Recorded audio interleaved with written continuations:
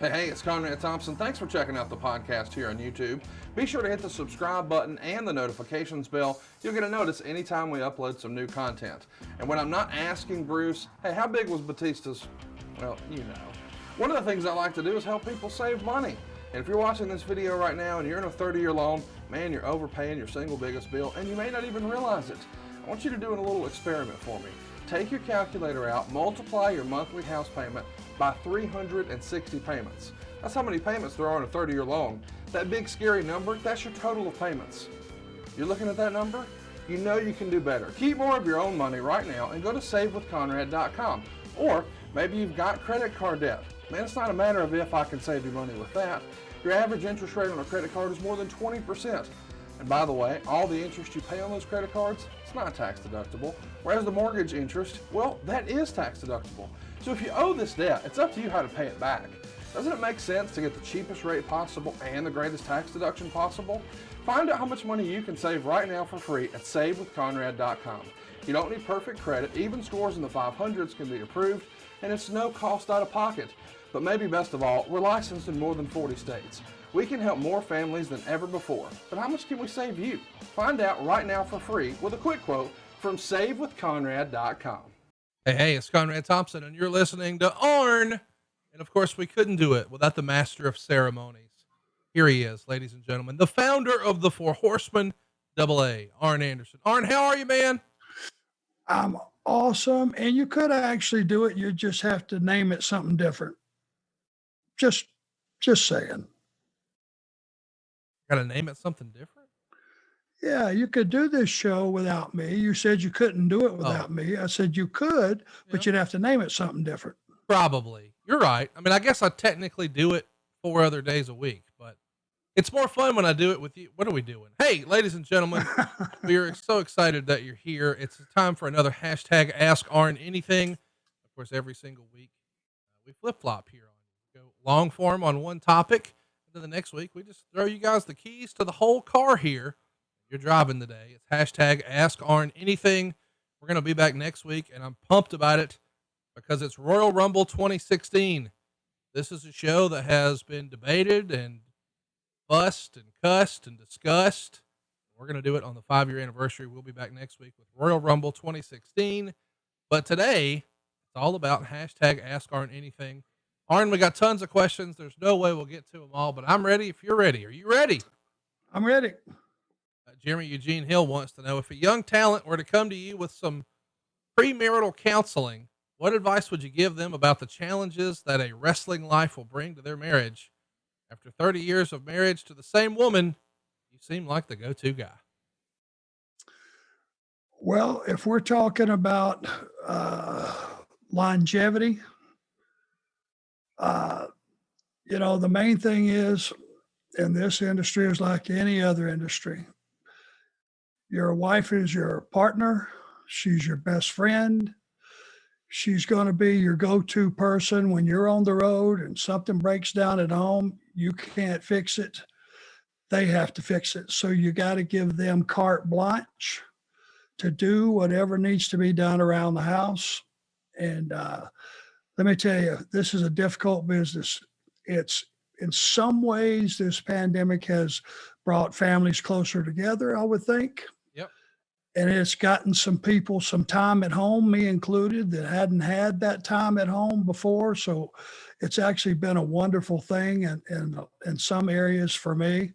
But the reality is, this is the rule I always went with. You're never going to be there, and this is the old days I'm talking about, on the exact day of your wife's birthday or your wedding anniversary or your kids. But the main thing is to come home, treat it like that day is the day you're celebrating, and celebrate it just like it was the day. And that's the way we always treated everything and took care of it. And so everything still had the meaning. It wasn't like you missed something and it was gone. Nico Valley says, hey there, love the show. Recently, Aiden English revealed that he and other superstars had almost gotten fired once upon a time. Instead, they were fined, and apparently that fine was paid by John Cena. Do you remember hearing about this, or was this one of your nights Well, not really, but I do not doubt it at all.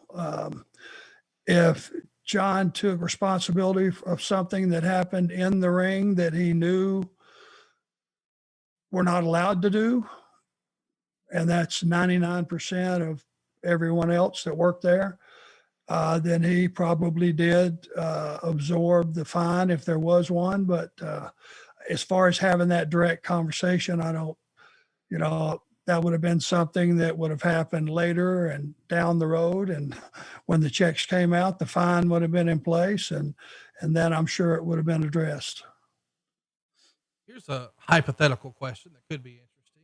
David Levy wants to know if Kurt Hennig never encountered Jerry Stubbs in Japan, where he was given the okay to use the Mr. Perfect gimmick. Do you think Kurt's career would have had the same trajectory, or would he have gone down a different path? I think Kurt Hennig would have been successful under any reasons or any stipulations or any almost or pretty much anything, because he was meant to be in this business. He was meant, born, bred, raised to excel at this business. And I don't think anything would have gotten in the way of that. Big Extra says, hey, Arn, I'm a South Jersey guy, and King Kong Bundy was a friend of my father's. When did you first meet Bundy, and were you ever in the ring with him? Do you have any good Bundy stories? It was one of those times, again, the era. There's a lot of guys I never was in the ring with. And, if you were a heel and a career heel or a babyface for that matter, you would bounce around to different territories. And, sometimes your paths would never cross. And that would have been one of them.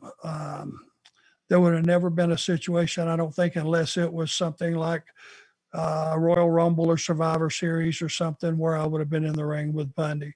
I know that he was a big man and had a really great voice for promos. And, he did a lot of good things in that ring. That's for sure. Kevin Corbett wants to know, I have a question about a certain move. One competitor throws their opponent towards the ropes, then bends over at a 90-degree angle really early and gets thumped. It happens now in nearly every match and ruins the match for me. What are your thoughts? And, producer Stan I think he's talking about the back body drop spot where the wrestler. That's exactly what he's talking about. Yeah. Well, you know how you fix that? Don't bend over too early. And that's a fact. CJ Miner wants to know some fantasy booking with a Horseman lineup of Rick, Arn, and Barry. I think Dustin Rhodes could have made a great fourth Horseman. Imagine the heat if he had turned on Dad and joined the dark side. What do you think? Well, I think that's one of those things to where you go, wow, never thought about that. This guy may have the makings of a booker. That's a good idea. Yeah, not bad at all. That could open up a lot of interesting what ifs. Jerry asks, you've often stated your role in the Horsemen was the rookie and that you were really in awe of Flair, Tully, and Ole. Yet you were the only Horseman to carry 2 belts. Wouldn't that elevate your position to at least as high or perhaps higher than the other Horsemen? I just simply looked at it as who they had been up until that point, who they were at that point, what they, their career, the trajectory that went on past that point. And I always looked at those guys as better ting me, and I mean that in a very positive way, more experienced than me, more knowledgeable than me. Now, trust me, I studied them as hard as you can study a guy. And I saw what they did and why they did it. And I learned from every one of those guys. So it was a very positive experience with all of them. And I learned something different from all of them. But the fact is, I came in on the tail end experience-wise. And that's one of those things. If you have aptitude and attitude for this business, you can make up pretty quickly, your knowledge in the ring. That's what I tried to do, is just catch up. And those guys, I can't tell you how good they were up close. Here's one from Ben. He wants to know: do you have any good stories of agenting or wrestling in Pittsburgh? I guess he's a Pittsburgh native. Any good Pittsburgh stories you can share? Pittsburgh, fantastic wrestling town. Obviously, Kurt Angle's town. But when you go to a city that's a huge sports city, your Philadelphia's, your New York's, Pittsburgh, they had such a history of great sports teams. I mean, the Pittsburgh Steelers, I would suggest no one in the civilized world do not know who the Pittsburgh Steelers were. Right. The Phillies, wouldn't you say? Yeah, agree. And when you have these great towns and they follow it wrestling like they do, it just kind of falls in line. And it was always a pleasure to go to Philly. The one thing, buddy, that you couldn't count on was the weather being right. Right. I've been in some bad snowstorms in Pittsburgh. And let me tell you, when you're stuck downtown, and the people that live there will tell you this, you can be just in a parking deck and be stuck there for 2 days because of just the way it's laid out and the steepness of the parking decks and the roads to get you out of the city. Now, to a lay person, that doesn't mean a lot, but when you got to be at the next town, it has some meaning. Here's one from Tom Williams. Who does Arn think is the Haku of today? The guy that, if this was all a shoot, there would be no dude that would want to face him. I think you immediately have to go to Lesnar, don't you? Probably, right? Yeah, that's one of those things where I don't know who would come in second place. I mean, he is exactly what he says he is and what he shows you he is. He's a beast. That's the number. I think that's first place. There's your blue ribbon. This next one's going to be tough, dude. Jerry wants to know, where does Chris Benoit rank as a Horseman? As a Benoit fan, I place him number one amongst all the Horsemen, not named Flair, Anderson, or Blanchard. Just to be clear, I do rank Benoit ahead of Wyndham. And I guess to double down, we're assuming that what ended his life never happened. So that's going to take a little bit of suspension of disbelief here for a minute. But if the end of his life doesn't wind up the way it does, where do you think Benoit would have ranked all time on the Horseman list? Excuse me. This has been a tough subject from day one. Yeah. And I went round and round with it, trying to get my head around it and try to do it justice and say the right thing. And almost impossible. It is almost impossible, and it's almost to the point to where you almost can't say what if, because I mean, everything changed, and it changed in a way that couldn't be fixed. It's easy to say what a talented, good friend Chris Benoit was. And the second I say that, the horror comes into my head of the event that happened. And it makes me feel guilty for even saying what a great performer Chris Benoit was. Right. And it shouldn't be that way, but I don't know any other way, trying to be a good human being and trying to be someone that was friends with everybody. Right. The entire group of people. It's hard to do justice to that in any fashion. So,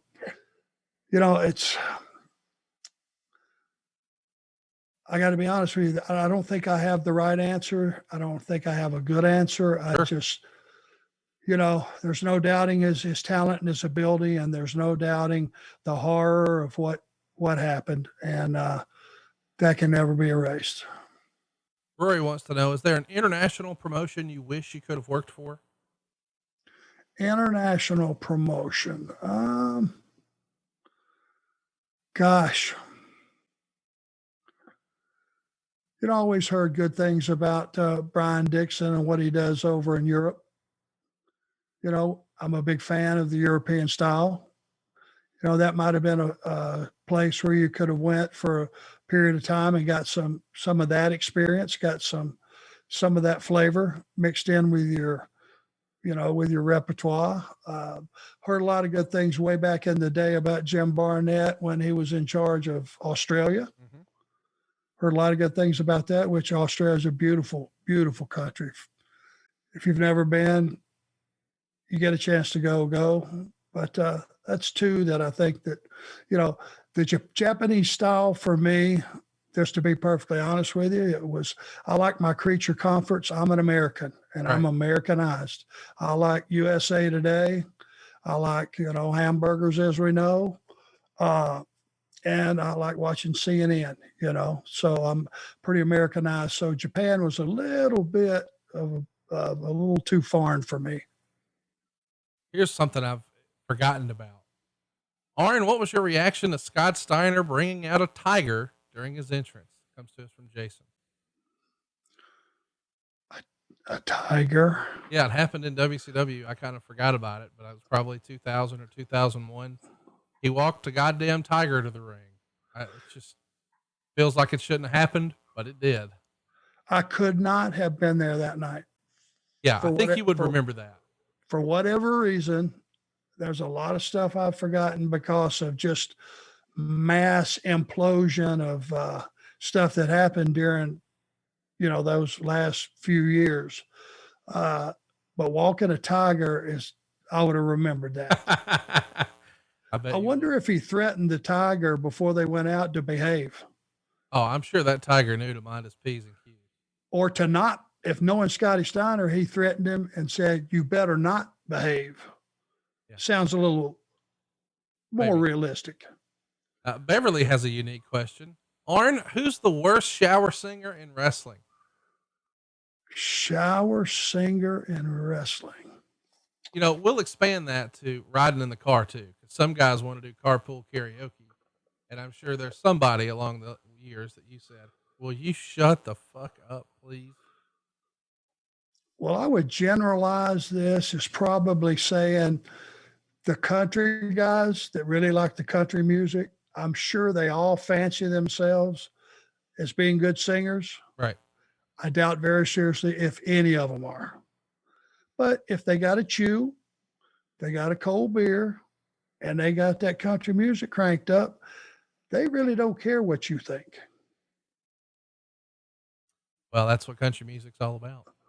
And hey, the storytelling part of country music, I have learned to enjoy. I wasn't such a big fan of, you're talking about a Motown guy and a Led Zeppelin guy and a Molly Hatchet, all that's my stuff.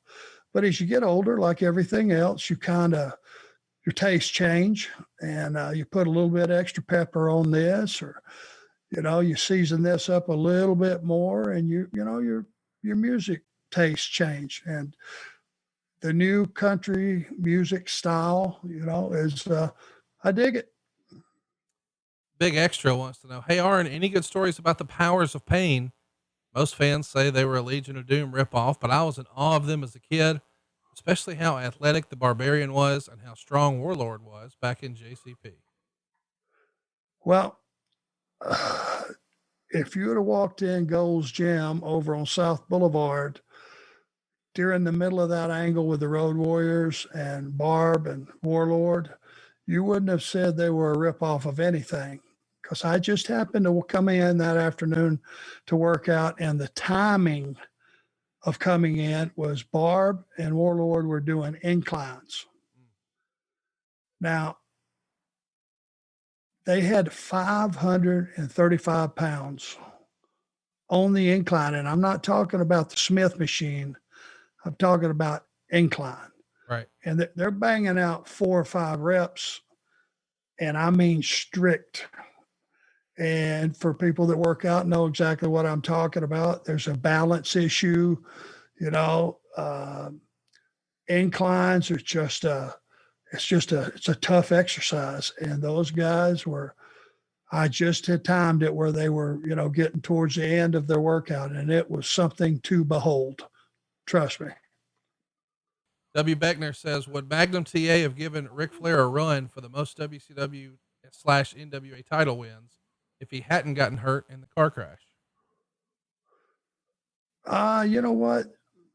Again, Magnum, it's like, who knows how far his career could have went, because he was accelerating at such a pace, and he had no holes. He looked the part. His interviews were tremendous. He had that fire in his eyes. His work was getting better all the time. And people just liked him.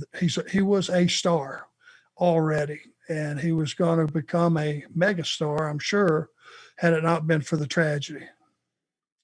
Okay. Dawson Fields wants to know, do you think that the ladder matches today with the use of multiple ladders are better or worse than ladder matches in the past where guys only worked with a single ladder? Well, I think ladder matches, as I've went on record to say, are exciting, but they're every bit as dangerous as they are exciting. And I've seen the results of the talent when they come back through the curtain, and it's things that they try not to sell while they're out there. But, you just don't know how a ladder's going to break. When you're sweaty and you're slippery, you don't know how your footing is going to be on a ladder.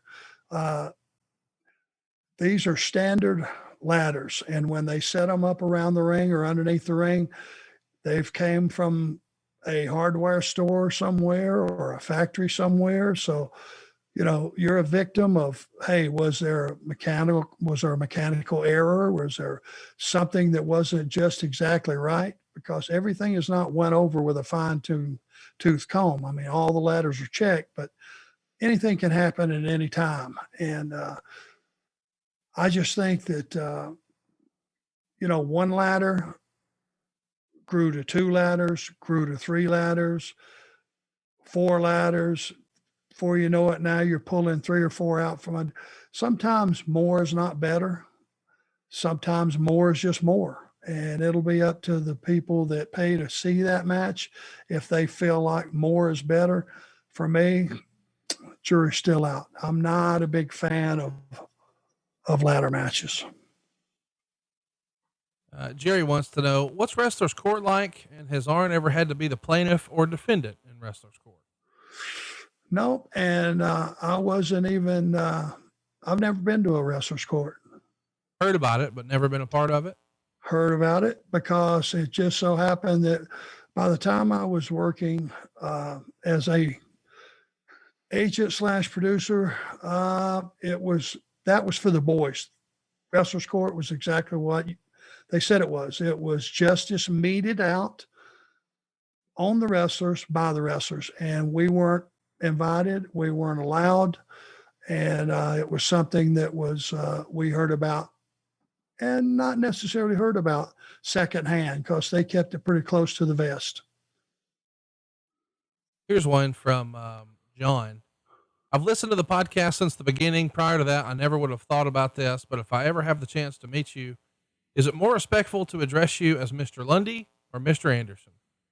I am Arn Anderson to most every wrestling fan. I'm not insulted by anyone that has the inside knowledge of what my legal name is. It does not offend me in any way, because I am both of those people, just at different times of my life. So, I've been called a hell of a lot worse. So anything you choose will be just fine. Charlie says, with it being Royal Rumble season, Mr. Anderson, what's your favorite Royal Rumble moment? Wow. It's funny thing about Royal Rumble, they all start to run together. Yeah, they do.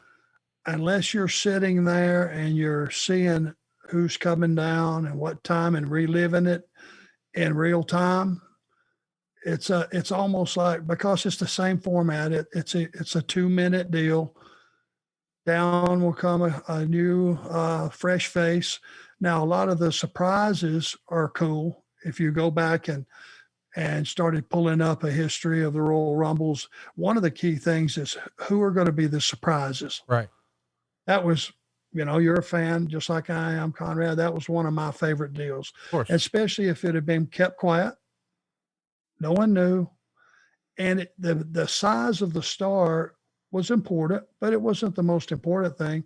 If it was someone that the audience had completely forgot about but liked, let's just say Scotty Too Hottie. He came sailing down, did the worm. People loved that. Yeah.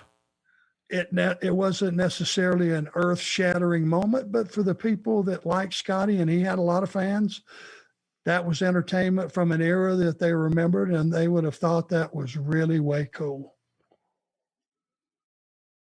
Dan Dean says, have you ever seen the segment from Monday Night Raw where Brian Pillman pulled a gun on Steve Austin? And if so, what were your thoughts? I saw it after the fact. Right. Obviously, I was involved in producing the other show, but when we heard about it, I don't care who you are or what your experience level is or what your thought process is, how long you've been in this business, the kind of person you really are, all those things figured in. You had to know, I had to know in my mind, this was not going to end well. Right. The repercussions from this were going to have to be so far fetched. It's like a gun and a gun. I mean, trust me, that if you wanted to create controversy, that created controversy. Zach wants to know, what would the wrestling world look like today if WCW had bought WWE? Oh gosh. I don't think it would have been better. I'm a huge proponent that I don't like monopolies. Anything. I don't care what it is. A monopoly is not good for any business. I mean, there's a lot of conjecture you could have, a lot of things, that what ifs and all that stuff that could have happened. I just don't think it would have been a good thing. We experienced 20 years of a near monopoly, from 2001 to 2020, I guess it would be. And I don't think it made for a better product for any of the surviving companies or independents or any of those things. I just don't think it was a real positive thing to just have a monopoly. So, who knows what it would have, how it would have shook out, if it would have been better or worse, whatever. I like to have choices in life. And I think wrestling fans like to have choices. And the more choices we have, the better off we are. Stoner Dale wants to know, who's on your Mount Rushmore of bands? Mount Rushmore of bands. Well, gosh, Led Zeppelin is my favorite. That would have to be number one. How do you not put the Beatles on there? And I'm not a fanatic about the Beatles, but I think you got to put them on, just from, they're the Beatles. Right. Let's see now. Got to have Elvis on there. Does he qualify as a band? Elvis qualifies. Most definitely. And then I'm going to throw a curveball out there, and I'm going to go with the Four Tops. So we got Led Zeppelin, the Four Tops, Elvis, and who else? The Beatles. Oh, of course. Jim Brown wants to know, Arn, you're always my favorite. Is there anyone in the Horsemen days that had a horrible attitude backstage, either as a horseman or a talent, that ultimately just wasted their career because of their bad attitude?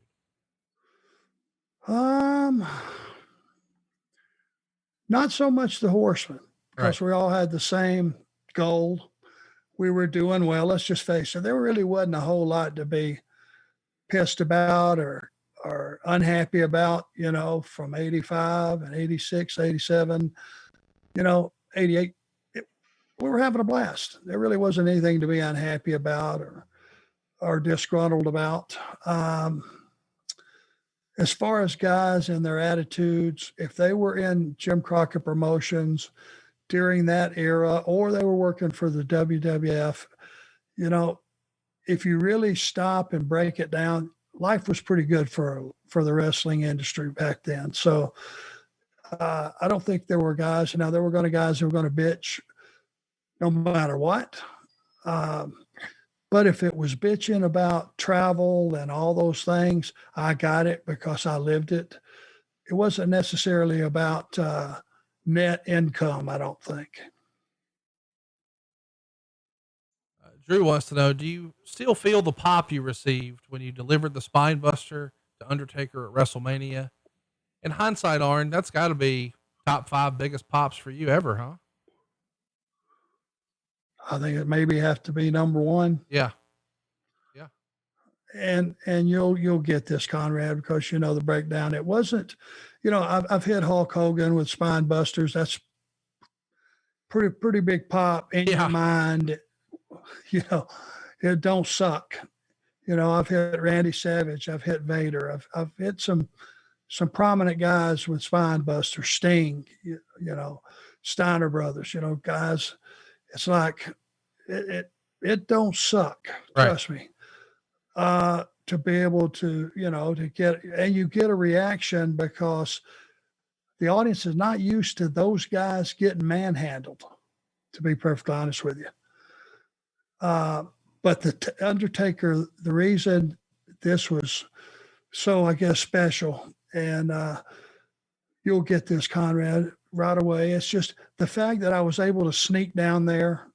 Nobody saw me till I got there. The layout of the way the finish went down, it absolutely reeked of a screw job. It wasn't like I just ran down there. Everybody saw me. I slid in the ring, hit a spine buster. It was well done, laid out well. The sequence, everyone was where they needed to be. And I believe that audience, believe it or not, believed the screw was in. Mm. I think they thought Flair was going to go over, and that buttoned the whole thing up. Well, it's fun because at the time, the streak hadn't become what it is now. When he beat Flair at that WrestleMania, that's when he went 10-0. That was really the first time the streak was talked about in a major way.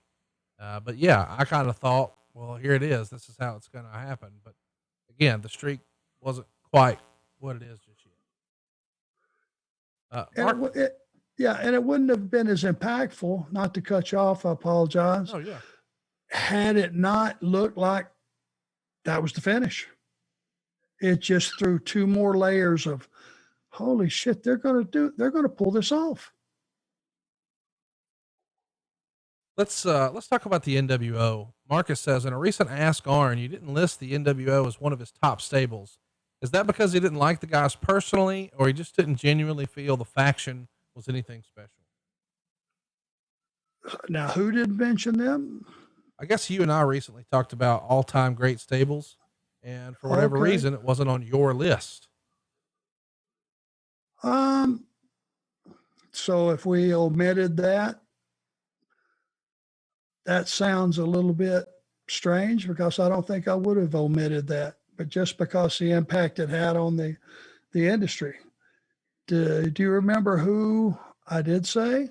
I don't, but I'll be honest. I wasn't shocked that you didn't list them because I know that a lot of guys feel like the NWO did more harm than good. It made cool heels a thing. It cut the legs off of a lot of baby faces. It didn't effectively make or help anybody long term. And it felt like, even with the Horsemen, the NWO just sort of stomped them out, and that was it. There was no sort of revenge or payoff. I think the NWO was certainly a shot in the arm, but once it got going, there was no real end in sight. And even to this day, people don't think the NWO ever got maybe a proper finish, if that makes sense from a storyline perspective. So I could see why maybe an old school guy as yourself would say, well, who'd they really help? They came in, popped a rating, didn't help get anybody over, and ultimately helped kill us. Well, and there's validity to all those statements. There really is. I guess what I was looking at is you got to look at when Hogan came down that aisle Tony Schiavone's voice in the background. Hell yeah, he is. Hulk Hogan's here. Hell yeah, he is. And for it to go so far left from where you thought it was going to go, Right. the impact of Hulk Hogan as a heel with those other two guys, and a lot of thought was put into how were three guys going to basically take over a company. There were a lot of closed door meetings because you had to think about it, because it's a great concept. The place just went ape shit. It was the talk of the wrestling industry. It was red hot at the time, but now you got to go, okay, on a weekly basis, I got 100 people on this roster. I've got three guys that have basically went to war against those 100 guys. How's this going to make sense? Right. So you had to put some serious thought into it. And I guess, my thought was, had that not happened, what would you have done at that point in time if you needed a shot in the arm for business? What would it have been? Well, this is one of those things. And it worked. And they added another guy. I believe the next guy was the Giant, if I'm not correct. So you added a couple of layers there to where it was, okay, now they've pissed a lot of people off. Now they're getting another layer or coating of protection around them. And that made a little bit of sense. But as it went on and you started moving guys over, each time you moved a guy to the NWO, I think you watered it down. Just my opinion. More was definitely not better. And it just continued as you started to split up. Now you went into the NWO Wolfpack, and everything got watered down. I don't know. You would have to say impact on the business at that time in NWO. Yes, definitely. Long-term success. How do you compare that to like the Midnight Express with Jim Cornette? Right. Rock and Roll Express. How do you, the Hart Foundation, long-term success, guys that were together for a long time. I don't think you can mention factions without the Four Horsemen being at the top of your list. Agree. Just because of the fact of what they did for the industry, for the baby faces, for each other, and basically for the wrestling industry, period. People are still talking about it. Somebody did something right. Jack Frost 907 says, "Did you like the angle of Kurt Hennig turning on the Horsemen, and what did Kurt think about it?" I'm sure Kurt went along to get along. I didn't think that it didn't, for me. You had the opportunity with Kurt because he was so good, and the angle was done well because it wasn't an angle. I was done. I retired in front of God and the universe. Right. And that was not a promo. That was me saying goodbye to the industry. And Kurt, and along with Rick and everybody else, you look at everyone in that ring's face, they knew this was not an angle. This was not it was a changing of the guard. And Arn Anderson, who had been a Horseman since its inception and had been there for every pretty much version of the Horseman, just said goodbye. And it wasn't bullshit. We're not going to see this guy again. That's it. Kurt was a guy on a talent level that fit that slot perfectly. But we did not milk it. We did not get the mileage we should have gotten. That could have ran hot and hard and have been a resurgence, taking that rub from the NWO and giving it back to the Horsemen. As funny as that may sound, it would have absolutely worked, and you could have had something that would have been scalding hot instead of just going the route we went. A wrestling historian wants to know, you got any good Bill Watts stories? Did you like him? Um, it's funny if you know Bill, and it's funny if you know the industry, and it's funny if you know me.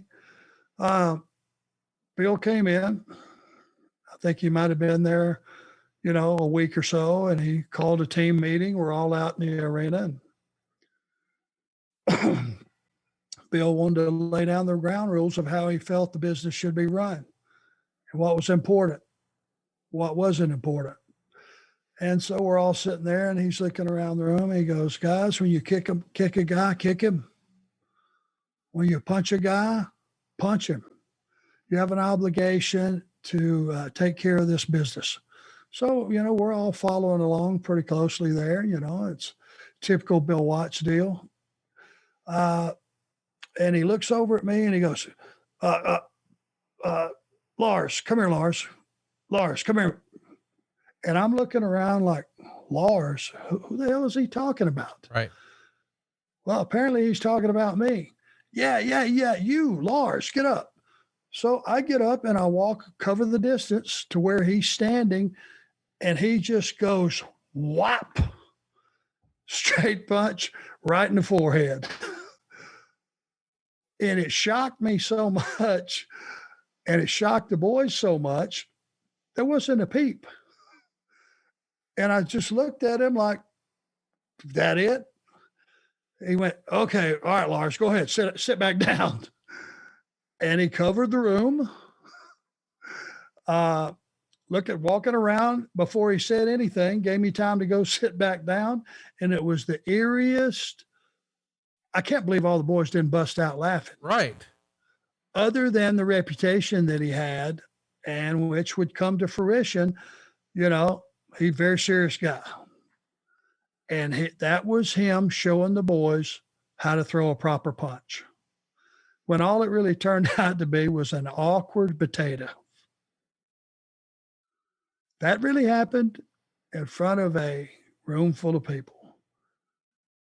That's pretty amusing if you know all the combatants. Lars, how about it? Lars. Knapshack wants to know, did the wrong company win the wrestling wars? 1980s Jim Crockett Promotions was head and shoulders above the WWF as an in-ring wrestling product. Couldn't anyone figure out that with a decent production value, Vince could have been beaten? More so than that, we had the talent to win. Yeah. Didn't have to happen. You and I have addressed it. The last shows over the last few months, you've covered it incredibly well with the Crockett's. Yeah. We've talked about it in depth. It never had to happen. It never should have happened. It never should have came down to that. Nobody had to win. It didn't have to be. There was plenty of the United States. There was a big country above us, Canada. There was a lot of people in Europe that wanted to see us. It didn't have to come down to either or. We just needed to take a breath, take a moment. How do we protect and take care of our own product? And there was so much talent with Jim Crockett Promotions. It would still be, had that I'm going to go ahead and give a little credit where credit's due. Had Tully and I not left, might have been a whole different wrestling world. And for how long? Who knows? Pretty crazy to think about. We just recently announced that we've got a sit-down interview coming up on adfreeshows.com with Jim Crockett Jr. And we talk a lot about the missteps and maybe what could have been done, and with the benefit of hindsight, what he should have done differently. Stay tuned, boys and girls. That's coming your way in glorious 4K later this month at adfreeshows.com. Dean wants to know, Arn, what was your favorite arena or stadium to perform in?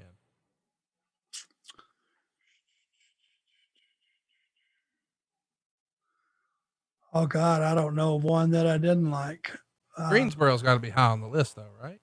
It just is because of the history. Greensboro is like, oh gosh, it's almost like Madison Square Garden. Yeah. If you're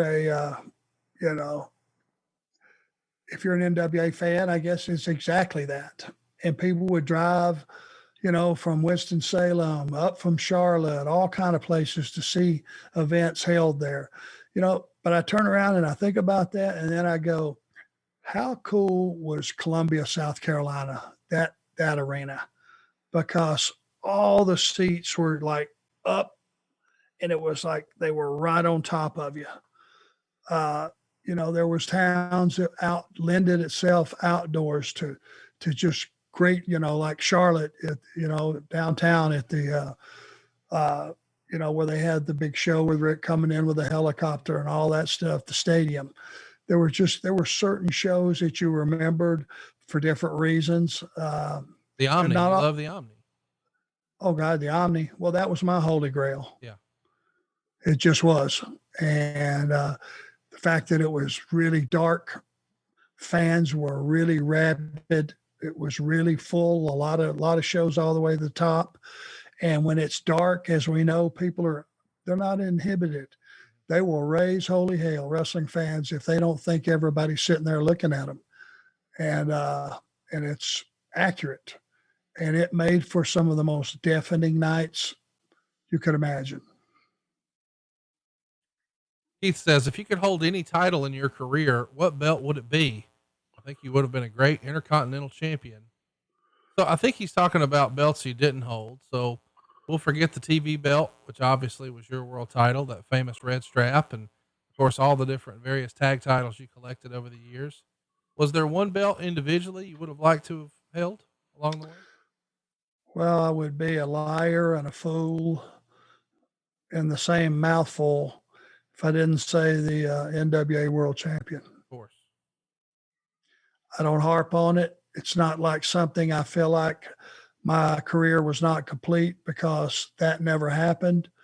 But if I sit and told you that I didn't think a lot of nights about what it would be like to be the world champion for the NWA when performance was the standard. Right. That was, if you were in the industry and you were a wrestler and you didn't aspire to be that, and even if it was in one fleeting thought, then maybe you were in the wrong business. I didn't harp on it, didn't sit there and think about it. I didn't get bitter because it never happened. I didn't think the company or the industry owed that to me by any stretch of the imagination. You can look at the list of guys that were never that guy, that champion. It's mighty surprising that list is as long as it is. Yeah. But that would be the one, no doubt. John says, Arn, I know you're a Marriott guy, but are you okay with staying at other Marriott brands like Courtyard, Marriott AC, etc.? Yeah, I usually do stay at the Courtyard. I like the fact that you can drive up to your room. Over the last, whatever it's been, decade or so, they've implemented the market, so that, you come in late at night. A lot of things depend on our travel schedule. You pull in most towns at 3:00 in the morning, not a lot of options to eat. Right. At least when you come in, they've got that market, it's got packs of tuna, it's got packs of chicken, it's got heat 'em up, whatever your, turkey, Salisbury steak, or whatever your, pleasure would be. It provides an option of something to eat to where, if you're not a McDonald's guy or a, Taco Bell, don't show up in most middle America towns at 3:00 in the morning going, okay, I want something to eat, because that's your options. Maybe Waffle House, right? If you have the energy to sit up and eat. Right. If you can sit there for another hour, yeah, hell yeah, Waffle House would be the first choice. But to be honest with you, after you've had a 15-hour day and a 330-mile drive, let's go to bed. Man, I just want to grab me something, lay down, cut on Fox News, and go out, because chances are you're only going to have a 4 or 5 hour crack at getting some sleep anyway, if you go to sleep immediately. Chris has an interesting question, one you and I've never talked about. Was it ever discussed you potentially doing a run-in during Flair's retirement match with Shawn Michaels at WrestleMania 24? I loved your WrestleMania 18 run-in and thought it would have been cool for you to hit one on Shawn to help out Rick. Yeah, I just don't think you would have did that match the disservice of clouding it in any way. Right. I wouldn't have thought it was a great idea. If anyone would have asked me, I would have said it was not a great idea. When you have two people who have meant what they have meant to the industry, that's one that you settle clean with one guy's finish. And it is, let it build, give it 25, 30 minutes and let it build and let it be what it's supposed to be. Somebody's got to retire tonight. And that's what I'm going to see. And that's what I do see. You're working that show, of course. You're a producer. Are you running around backstage while that match is going on? Or do you go watch it in the arena? Do you pull up a chair in front of a monitor? What are you doing for that show? Rick? I was probably glued to a monitor where I could hear the commentary to get the full picture. I'm sure I could have found a crack in the curtain, any number of ways to have watched that match. But for me to get the full value of it, you got to hear what the announcers are saying, because you're going to get a feel of what the audience is doing, because the whole place was rumbling. You're not going to miss out on that. But to get the full viewing experience, I found is find a monitor where not too many people are, because I don't want to hear any distractions. I want to just watch it just like I was sitting on my TV at home, because that's the full viewing experience. As a fan, and obviously you're really close to the situation here. I mean, you're friends with both of those guys, co-workers with both of those guys. Is that the greatest retirement match ever, do you think? Who's to say? Who's to say it's not? Yeah. Right off the top of my head, I would not say it was, and I wouldn't say that it wasn't. I know that the work rate was incredible. Yeah. The thing that makes our industry that has slightly been passed over and kind of swept to the side, the selling, the emotion of the what's going on in the match, the selling of the offense that's being done to each other, is that being featured. All those things is just, I don't think you could have asked for anything better from that perspective. From your perspective, do you think Shawn was happy with the match? I mean, we know how Rick feels about it, but I know that Shawn was supposed to be the general that night. Do you think Shawn was happy when it was all said and done? I think when it's all said and done and you feel the emotion that those two guys drained out of that audience, and when you come back through the curtain, the look on the audience face, I think how you could look at that as being anything other than a grand slam in the last game of the World Series. It's the only way you can look at it. Juan Alvarez wants to know, never heard much about your tape fist match with Animal at the 87 Bash. How did you feel about these gimmick matches? And was this the only taped fist match you were a part of? What year? He says 87. With Animal Bash. I could have taped 15 rolls of quarters to my hand, a brick, a cement block. I could have had a Wolverine taped out on the end of my fist. I wasn't going to win that match one way or the other. So, be honest with you, it had to be just a gimmick match and filler on the card, because I don't see where it benefited anybody. It certainly, no one thought that advantage was going to help me win. That's for sure. Here's one from Vince. Any memories of working with Mike Jackson? Mike Jackson's a phenomenal worker. Matter of fact, it's funny. I was still working for WWE as an agent right towards the end. Cody Rhodes, of all people, for some reason, they were featuring on the network that month or something, psychology, ring psychology, whatever. And I had about a 10-minute match with Mike Jackson from way back in the day, back from Jim Crockett. Wow. And to go 10 minutes with a guy that was there in an enhancement role was unheard of. Right. And I knew Mike Jackson since I first got in the business. He was working down in Pensacola when I got there. So I'd known him a long time, and the guy's just that talented, and I knew that he could do anything and make what was going to look like just a TV squash match. I could make this interesting for the people at home. I was already established. Right. Mike, not so much.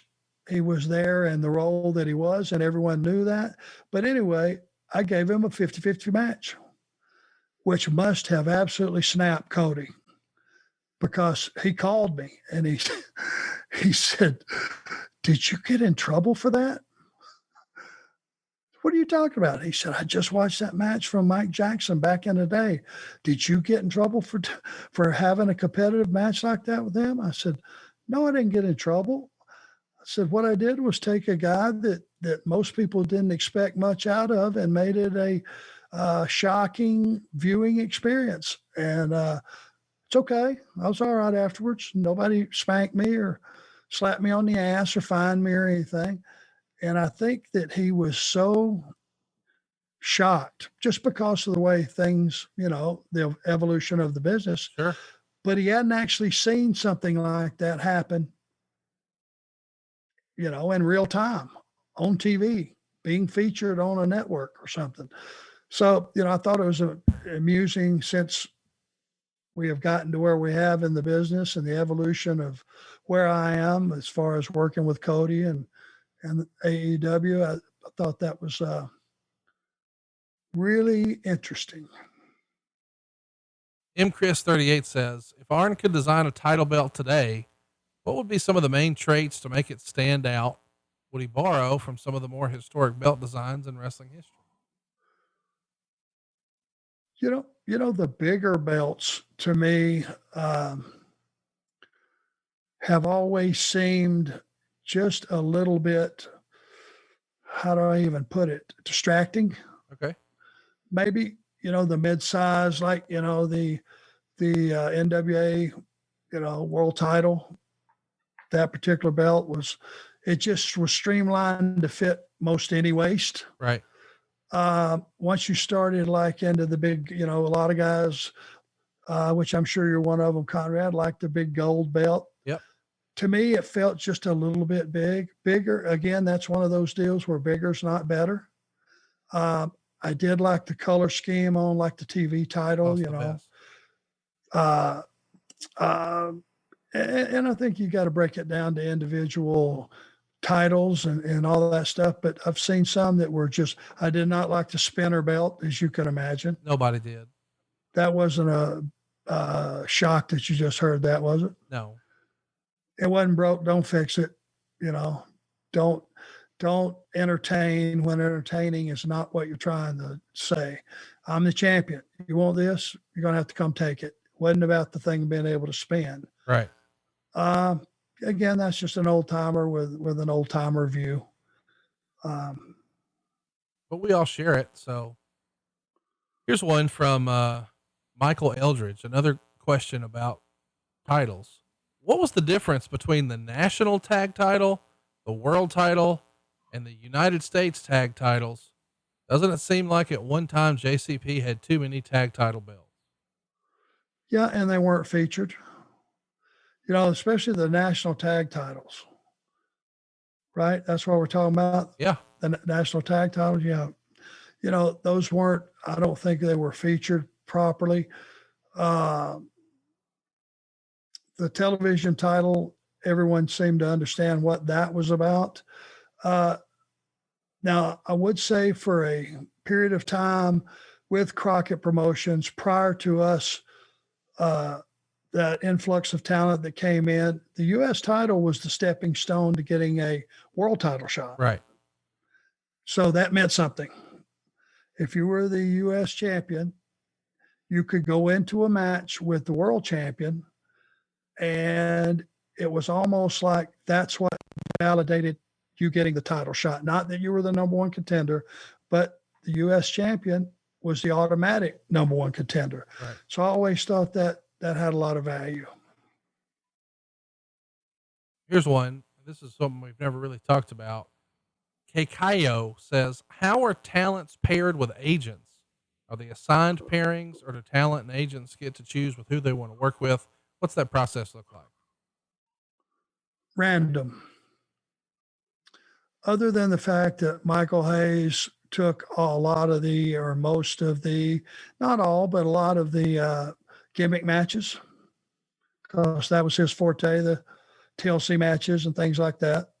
He had a good rapport with the Dudleys and, the Hardys and all those guys that were, Edge and Christian. He had a good rapport with those guys. I was handed John Cena by Vince and said, okay, Arn, here he is. Teach him how to work. Just that simple. Just that simple. But other than that, I would suggest, now Finley had the women, and I need to stop right here. If you have respect, or if you have a really loving of the evolution of the women's division, you better go find Fit Finley, shake his hand, pat him on the ass, hand him some cash. He is single-handedly responsible for their evolution. Make no mistake about it. He taught the ladies the difference in being able to have a chocolate milk match, or a mud bath match, or whatever the case may be, to becoming workers. Right. And he's the guy that had the most to do with that. Make no mistake. And he should get a hell of a lot more credit than what he does, because he turned the ladies into warriors. And if they tell the truth, they'll tell you that. So I think that's one of those things that should be mentioned. It should be reminded, to a lot of people that forget Fit Finley is responsible for a lot of the success of the ladies in this industry. Let's talk about that for a minute, because I think TJ Wilson is helping a little bit these days. What do you think TJ's claim to fame is going to be as an agent? I know you're not there anymore. No, I think TJ's got a tremendous mind for the business. I think he has a lot of patience. And being so closely connected to the women's division by his wife, right, he's going to do everything he can possibly do to assist them, and it just getting better and better and better as the years, roll by, and the business is what it is, and it opens up a little bit. They're able to do a little more that's okay, and then it'll close down a little bit. But I think he's a guy that, much like Fit Finley, he wants the ladies to get better. He wants to help them in every way possible. The only difference I would say, because I know I've been there, I've been in that ring in the afternoon trying to help guys, but with the neck situation I have and the nerve damage, I was only able to go half, 3/4 speed. Right. Same thing with TJ. He can talk them through stuff, but he had a very serious injury. So he's not able to get in there and go 100% and teach at a level that he would like to. And that was frustrating for me a little bit.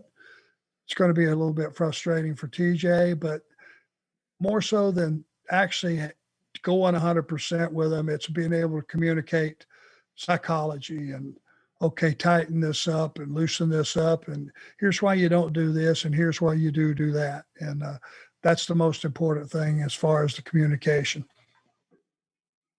Michael wants to know, did Arn ever take a Frankensteiner from Scott? And if not, all the time. Were you nervous about it? A lot of guys took it wrong, and it didn't always look pretty. No, I wasn't. I never had an issue with the Steiners ever. I enjoyed the physical part of the match. Those guys were, you know, very gracious in the fact that I think I had more knowledge than they did at that time, and that I was geared into getting them over. Right. I'm sure they never went to the ring and thought, well, is this guy gonna, try to, undercut me? Is he gonna try to avoid this or avoid that? Man, I was there to make them look like Godzilla, and that's what I did every time. That was one of the moves that did not bother me whatsoever because he had it down, and at that time, for a guy his size, pretty impressive. Clickenfield von Hammenschlagen wants to know, what was Arn's proudest day at the office while working behind the scenes at WWE? Give me that name again. Yeah, I'd rather not. I'd rather just ask, Okay. What was your proudest day behind the scenes? Well, my proudest day right now is having Conrad refuse to try to say that name again. I know a rib when I hear one. Somehow I think he got away with one and he ain't going to test the waters again. Nope. Is that pretty close? You nailed it. Okay. So proud moment. Just being able to walk out of an arena and having put, say, Ricky and Robert over right in the middle. They were the champions. They beat me right in the middle with their double drop kick. Yeah. 1, 2, 3. And to come out of that building and have people throwing bottles and rocks and all kind of stuff, cussing you at the top of their lungs, and you just got beat 1, 2, 3. That was what I took the most pride in, that they were still so furious just about who I was and who we were and what we had done prior to getting beat, that you knew beyond a shadow of a doubt, we have a return customer right there. And that's what felt good, because in those days when you ran towns weekly or bi-weekly, you better have some return customers, because that's how you made your living. And that's hard for a lot of people to understand. We went to towns every Monday, every Tuesday. There was towns that were the same town every week, and you had to do something to bring them back. And you knew when you had done the right thing. Talk to me about behind the scenes, though, as an agent.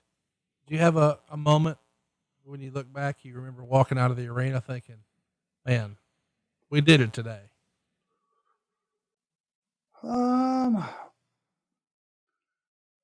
I'm sure I had a lot of those moments, just because of the way I feel about the talent. The Wyatts, something special. Yeah. All three of them, loved them. And then when Braun came aboard, it was just another layer. Those three guys prior to Braun wrestling the Shield. I don't know if you had the experience of being in the arenas, Conrad. It was wild. Witnessing one of those. Yeah. How good was that? To see Randy Orton evolve into the ass kicker, just ass kicking snake, just untrustworthy, just a rotten human being as a character. Right. For me, I loved it, because most guys don't understand what it is to be a true heel, nor they have the inclination to want to do that, because it's going to cut into their merchandise. Crazy as that may sound. Randy's a guy that didn't mind being a heel, and to this day doesn't mind being a heel. And to see some of these young talent just, evolve along the way, it was just, you're very proud of them. It's almost like being a proud papa. Brian wants to know, what were your thoughts and experiences on the first 2 Crockett Cups? I loved them as a kid. I would have preferred to have won, but we didn't, and that was fine, because we saw that the company was growing and evolving, and being a part of it was phenomenal. And you could see that, it was a different product than the other guys. It wasn't so character driven, but to see a lot of your coworkers and guys go out there match after match, just tear the joint down. We took a lot of pride in work rate with Jim Crockett Promotions. And a lot of the guys did, because you had some tremendous performers that worked there. Shane says, I hear Arn is a huge fan of boneless KFC on WWE tours. Can he elaborate? He knows I hate that shit. Bone in. If you need validation, ask R-Truth the number of fits that I've pitched on buses when we come out, and I have specifically ordered 25 boxes of bone-in original recipe, and to get 25 boxes of chicken tenders instead, not a happy sight. Because you will concur, you're my go-to guy on this stuff. That's oranges and apples, is it not? Yes. If you're an original recipe, especially dark meat guy, I'm sorry. A few chicken planks laying in the box is not going to make me happy if I'm looking for the other. That's it. Mayhem has a great question. We'll wrap it up on this one. I heard you on the Brody Lee episode of Talk is Jericho. You talk about a Unabomber genius character that you had in mind for Brody, but ultimately it was shot down for creative. Was that an idea you had before or after the Wyatt family split? Can you elaborate on what the character was and how it was turned down? Well, you know what I'm going to do? I'm going to hang on to it. Yeah. Because down the road, it's going to fit somebody and it's going to be a tribute to Brody. But it was, the time frame was when those guys were getting ready to break up and split up. You always want to come out of a faction that breaks up stronger than you were, not weaker. Right. And I knew that Brody had everything, absolutely everything. And I had this character in mind, and I had weeks upon weeks of vignettes in my head, which are still there. And it was going to be my shot if it was just one angle, one match at booking a little bit. And I had it all in my head, and it was going to be pretty cool, I think. And so somewhere down the road, you may see that guy appear. We'll see.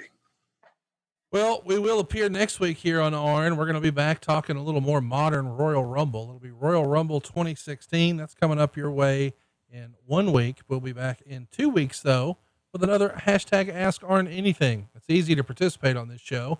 If you'd like to ask a question, just go ask it right now on Twitter. It's at The Arn Show on Twitter. Next week, though, Royal Rumble 2016. Our main event is, of course, the Royal Rumble match. Triple H will be the winner there, last eliminating Dean Ambrose. Underneath, we've got a singles match for the Divas Championship with Charlotte taking on Becky Lynch. Kalisto will be challenging for the United States Championship, Mr. Alberto Del Rio. The Usos will be in there with New Day for the tag straps.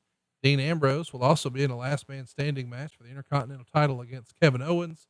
It's a loaded card, and it went down in Orlando, January 24th, 2016. So we'll be back next week to do that with you right around the 5-year anniversary.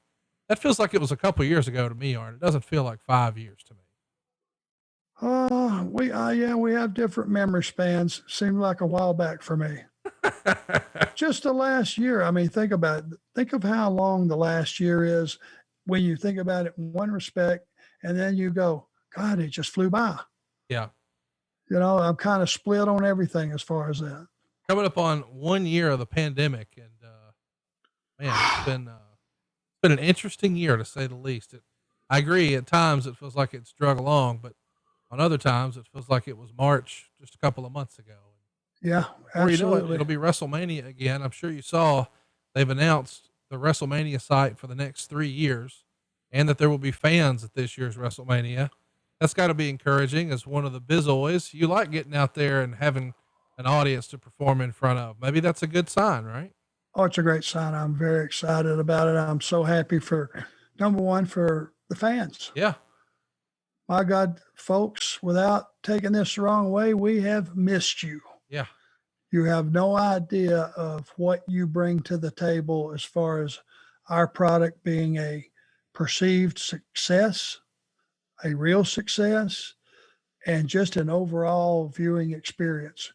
You guys are very, very important. And the adrenaline that we as performers bring through that curtain is directly because you guys and your reaction to everything is what gives us that adrenaline. It protects us. It keeps us from getting hurt. It makes it exciting. It just adds to everything. Without you guys, it's been mighty tough year. So welcome back. I'm happy for everybody. I want to see the entire industry catch on fire because it's what I do. It's what I love. And, it's been a long year. Well, and it's going to be a short week. We're going to be back here next week for Royal Rumble 2016. If you've got a question for us, drop it on Twitter right now. It's at the Arn Show. Of course, we'll be back in 2 weeks with another hashtag Ask Arn Anything. But before we get out of here, Arn, I feel like we should give a cheap plug. You had some fun over the weekend. We did something really fun over at adfreeshows.com. We got you together, showed you one of your favorite matches, and you got to break down tag team wrestlers with one of your favorite guys. Tell us about it. Well, people that know me know that I respect this business. I respect the people in it.